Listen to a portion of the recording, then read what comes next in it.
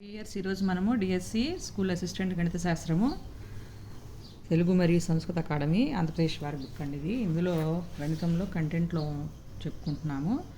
రేఖాగణితము, అంకగణితము, సంఖ్యా వ్యవస్థ అయిపోయింది. సో ఇప్పుడు మనము క్షేత్ర గణితంలో ఉన్నాము. అందులో ప్రాక్టీస్ బిట్స్ చేసుకుంటున్నాము. క్రితం వీడియో కంటిన్యూషన్గా ఈ వీడియో అండి.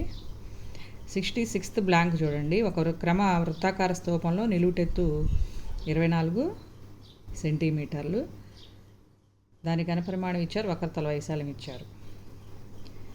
సో ఇది ఈ సమ్ముకి ఆన్సర్ చెప్పమన్నాను. ఏమవుతుందండి 66th బ్లాంక్ ఆన్సరు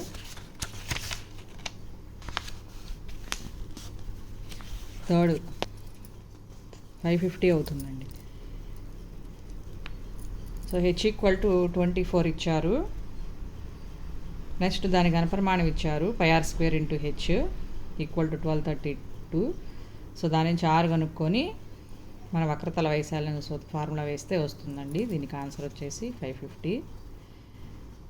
ఒకవేళ ఈ 550 రాకపోతే మనకి ఇందులో ఆన్సర్ లేనట్టే. నెక్స్ట్ 67th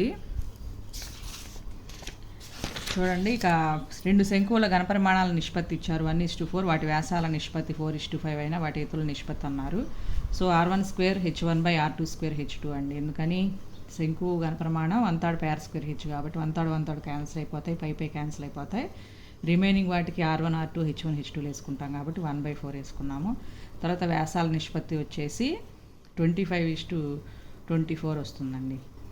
నెక్స్ట్ ఇక 68th బ్లాంక్ 7 సెంటీమీటర్స్ ఎత్తు 3 సెంటీమీటర్స్ వ్యాసార్థం గల ఒక శంకుని 10 సెంటీమీటర్లు × 5 సెంటీమీటర్లు × 2 సెంటీమీటర్ల కొలత గల దీర్ఘఘనాకార చెక్కదిమ్మ నుండి తీసిన వృధాగు చెక్క శాతం అన్నారు. ఇలా ఇచ్చినప్పుడు మనకి ఒక శంకుని ఈ దీర్ఘఘనాకార చెక్క నుండి అన్నారు కాబట్టి దీర్ఘఘన ఘనపరిమాణం ఫార్ములా వేసి 10 × 5 × 2 వేస్తే 100 వస్తుందండి. దాని నుంచి శంకు యొక్క ఘనపరిమాణం 1/3 πr² h వేసి ఫార్ములా ప్రకారం చేస్తే 100 - 66 వేస్తే 34% వస్తుందండి. ఈ విధంగా చేయాలి ఈ సమ్ము. నెక్స్ట్ 69th సమ్ము కూడా అంతేనండి. ఆన్సర్లో లేదు, మనకు ఎంత ప్రాసెస్ చేసినా ఇదో మిస్టేక్ ఉంది ఇక్కడ.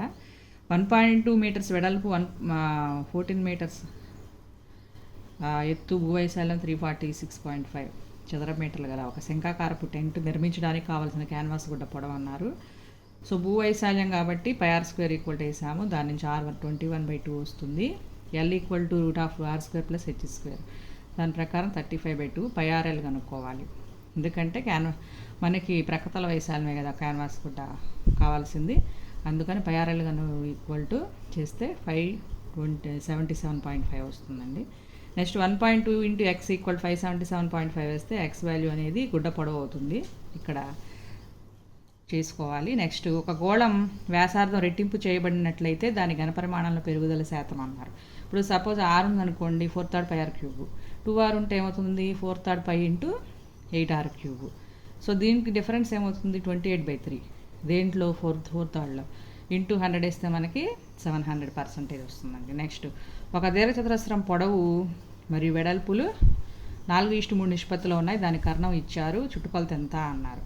దీనికోసం మనం ఏం చేసుకోవాలండి, ఇప్పుడు పైథాగరస్ థీరం ప్రకారం లంబకోణ త్రిభుజం ఫామ్ అవుతుంది కాబట్టి కర్ణము స్క్వేర్ = భుజము స్క్వేర్ + భుజము స్క్వేర్ ప్రకారం x వాల్యూ 5 వస్తుంది. తర్వాత చుట్టుకొలత ఫార్ములా 2 l + b ప్రకారం చేస్తే 70 వస్తుందండి. నెక్స్ట్ ఒక స్తూపం యొక్క పక్కతల వైశాల్యం మరియు సంపూర్ణతల వైశాల్యం నిష్పత్తి ఇచ్చారు, దాని ఎత్తి ఇచ్చారు. అయితే వ్యాసార్థం ఎంత అన్నారు.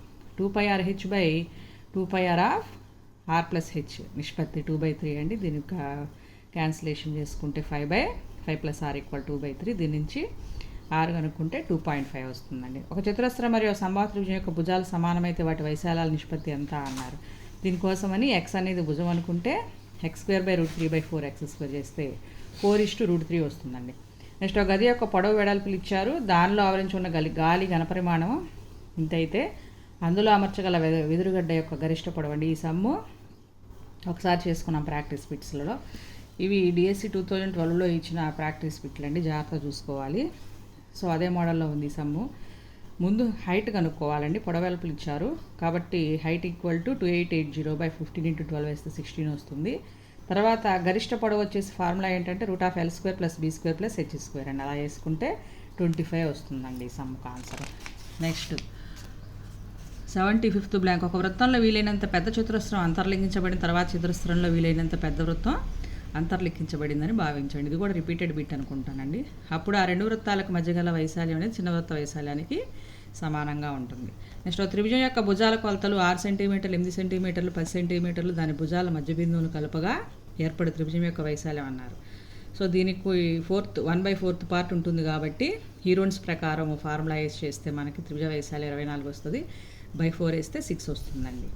తర్వాత 3 చదరపు యూనిట్లు వైశాల్యం గల S' అనే వృత్తం S" అనే వేరొక వృత్తం యొక్క కేంద్రం గుండా పోతూ దాన్ని అంతరంగా స్పర్శిస్తున్నది అయితే S" యొక్క వైశాల్యం అంటే దీనికి జాగ్రత్తగా డయాగ్రామ్ వేసుకుంటే సమ్ వస్తుందండి. అలా లోపల ఒక వృత్తం స్పృశిస్తుంది పెద్ద వృత్తాన్ని. సో అప్పుడు మనకి πr² = 3 వేస్తే స్మాల్ r అనేది 21/22 √. 2r అంటే వ్యాసం కదా, ఆ పెద్ద వృత్తానికి వ్యాసార్థం అవుతుంది. అప్పుడు 2/√21/22 తర్వాత π × బిగ్ R² వేస్తే పెద్ద వృత్త వైశాల్యం అడిగారు కాబట్టి చేస్తే మనకి ఈ విధంగా 12 వస్తుందండి. జాగ్రత్త చేసుకోవాలి. నెక్స్ట్ బిట్లు నెక్స్ట్ వీడియోలో కంటిన్యూ చేస్తాను. సబ్స్క్రైబర్లు అందరూ జాగ్రత్తగా ఫాలో అవ్వండి. ఈ బిట్స్ చాలా ఇంపార్టెంట్ అకాడమిక్ బుక్ కాబట్టి డిఎస్సికి. సో థ్యాంక్ యూ అండి.